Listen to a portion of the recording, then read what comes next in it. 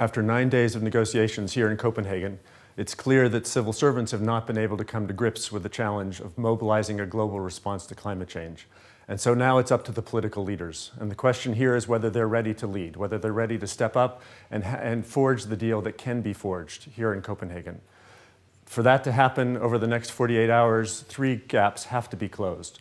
One is the gap of ambition between what has been put on the table in terms of reducing emissions and what is needed to keep the world below a 2-degree increase in global average temperature.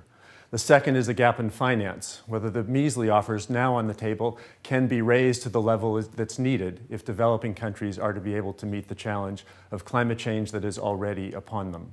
And the third is the gap of trust, the deep divide that has opened between North and South in these negotiations over the last several days.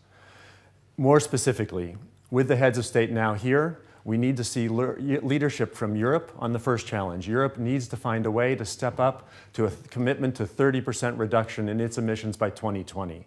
On finance, there are good proposals now on the table from European leaders and others, and we need to see the United States find a way to be a player in getting to a long-term financial solution.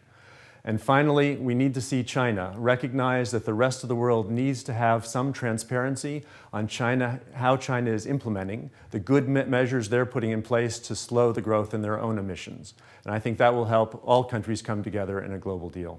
So if we can see leadership from Europe on emissions, from the US on finance, from China on transparency, a deal is there to be had. But the movement has to start now because time is running out. Please stay tuned for further briefings over the course of today and tomorrow as we track the progress of these negotiations and try and help the world come together in the response we so desperately need. Thank you.